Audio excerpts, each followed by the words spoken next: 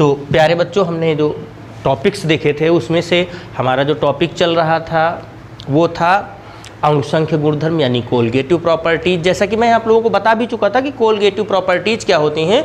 ऐसे गुण होते हैं जो केवल नंबर ऑफ मॉलिक्यूल्स या नंबर ऑफ आयंस पर डिपेंड करते हैं, ऐसा हम लोगों ने सीख लिया था। उसमें हमारे पास एक टॉपिक आया वाष्प दाब में आपेक्षिक अवनमन। तो वाष्प दाब में आपेक्षिक अवनमन एक तो हम पहले भी पीछे देख चुके हैं कि अगर शुद्ध विलायक का वाष्प दाब हम मान लेते हैं कि P0 है और विलयन का वाष्प दाब PS है, तो वाष्प दाब में जो आपेक्षिक अवनमन, जिसको हम सापेक्ष अवनमन कहते हैं, relative lowering in vapour pressure कहते हैं, तो इसका फॉर्मेट ये आ जाता है।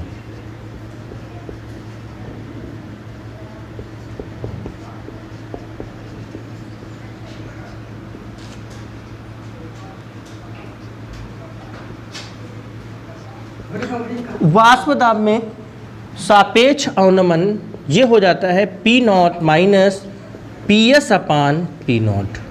ठीक है, एक तो ये फॉर्मेट जिसको हमने पीछे भी सीखा था कि अगर विलायक का वाष्प दाब हम ये मान लें प्योर कंडीशन में P0 है जिसको हम P0 बोलते हैं, और विलयन का वाष्प दाब इसको हम P से भी लिख सकते हैं बेटा, इसको हम PS से भी डिनोट कर सकते हैं। आपकी सुविधा के लिए मैंने इसको PS लिख दिया है, कुछ बुक राइटर इसको P लिखेंगे, तो आप परेशान बिल्कुल नहीं होंगे।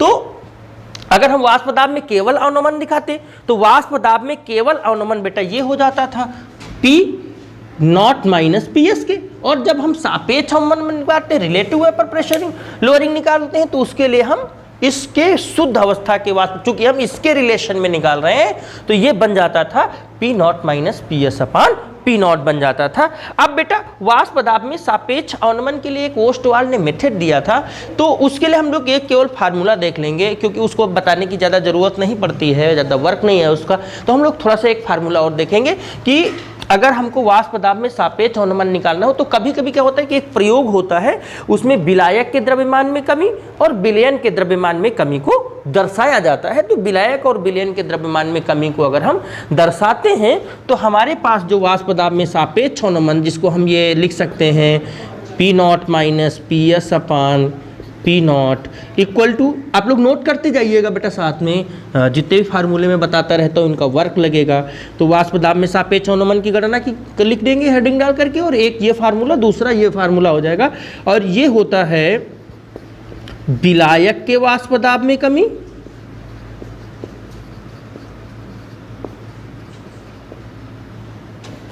नहीं, विलायक के द्रव्यमान में कमी कर लीजिएगा, वाष्प दाब वाला पार्ट अभी नहीं बताया है, द्रव्यमान में कमी और बटे विलायक के द्रव्यमान में कमी और प्लस विलयन के द्रव्यमान में कमी।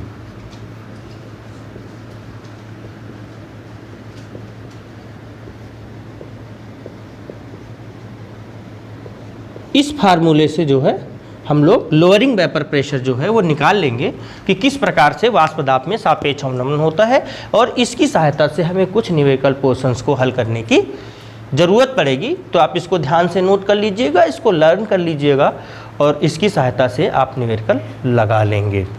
ठीक है, अब बात आती है कि राउल्ट के नियम का यूज कहाँ पर है, इस्तेमाल कहाँ पर है।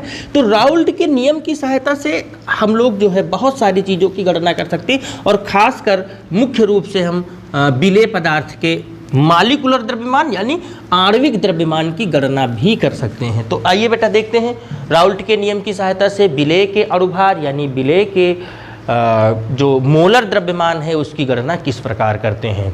तो हम लोग राउल्ट के नियम पे काम करते हैं। तो हमने बताया था कि राउल्ट का नियम, अगर किसी द्रव में कोई अवाष्पशील ठोस घोल दिया जाए तो राउल्ट का नियम बेटा हमारा ये बन के आता था, जैसा कि पीछे हम पढ़ चुके हैं, P0 minus PS upon P0 equal to small n upon small n plus capital N for a binary solution where small n equal to mole of विलेय और कैपिटल N क्या है, किसके मोल, विलायक के मोल।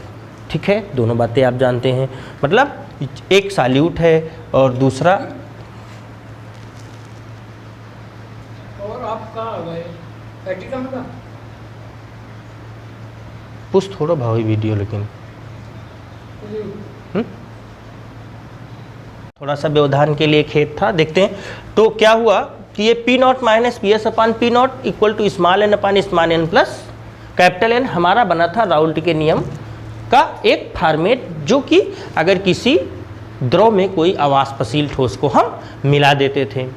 अब हमारे पास एक फॉर्मेट पुराना है कि जो मोलों की संख्या होती है वो ग्राम में भार बटे आणविक द्रव्यमान यानी अणु भार के बराबर होती है। तो हम इस तरीके से इसे लिख सकते हैं, चूंकि स्मॉल एन बराबर small W by small M and capital N equal to capital W by capital M. Put up these value in this equation. तो अब हमारा क्या बन जाएगा, P nought minus P S upon P nought equal to small W by small M और total के बटे हो जाएगा small W by small M plus capital W बटे कैपिटल एम। ये बन जाएगा, जहां पर पी नॉट पहले से पता है, शुद्ध विलायक का वाष्प दाब है, यानी P nought equal to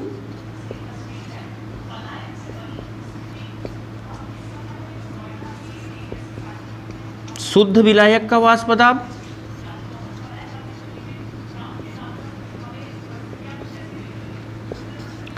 P S equal to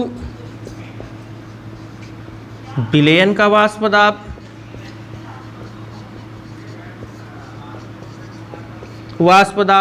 small W विलेय का भार कह लीजिए या द्रव्यमान कह लीजिएगा, ग्राम में रहेगा। कैपिटल डब्ल्यू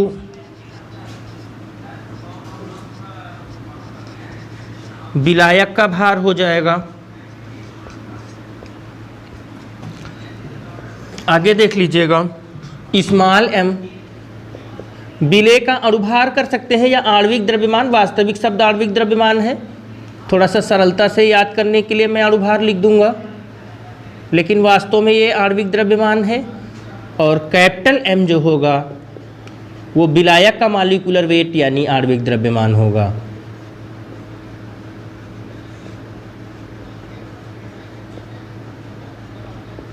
इस तरीके से हम राउल्ट के नियम का एप्लीकेशन कर सकते हैं। लेकिन अभी क्या है, अभी एक बात और बची हमारी।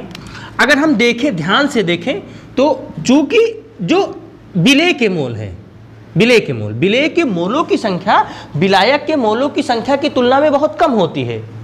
जो विलेय के मोल है वो बहुत कम होते हैं तन विलयनों में विलायक के मोलों की संख्या की तुलना में। ऐसी स्थिति में हम ये मान लेते हैं कि small N plus capital N लगभग बराबर कैपिटल एन के। अगर इस वैल्यू को इसमें पुटअप कर देते हैं तो हमारा ये बन जाता है P nought minus P S upon P nought equal to small N by capital N.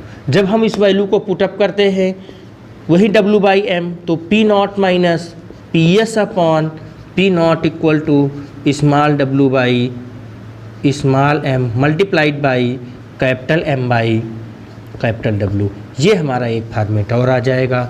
ये कैसे आया है, इसका एक पार्ट मैंने शार्ट किया है।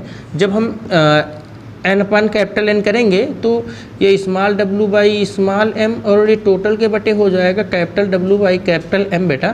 तो ये फोर्थ पार्ट है, ऊपर चला जाएगा और ये थर्ड पार्ट नीचे आ जाएगा। तो ये हमारा बन जाएगा पार्ट। तो एक ये है, इससे जो है ज़्यादातर न्यूमेरिकल्स बेटा हम इससे हल करेंगे, ठीक है ना। और इसको भी हम इम्प्लीमेंट कर सकते हैं, लेकिन सरलता की दृष्टि से ज़्यादातर जो सवाल हैं हम इनको इससे हल करेंगे। अब आप लोगों के लिए बेटा एक टास्क ये है कि राउल्ट के नियम से रिलेटेड जितने भी न्यूमेरिकल्स हैं उनको सॉल्व करिए, और यदि किसी न्यूमेरिकल में कोई प्रॉब्लम्स आती हैं तो आप उसको कमेंट बॉक्स में लिख सकते हैं, और उस न्यूमेरिकल को मैं अगले वीडियो में आपके सामने प्रस्तुत करूँगा। धन्यवाद।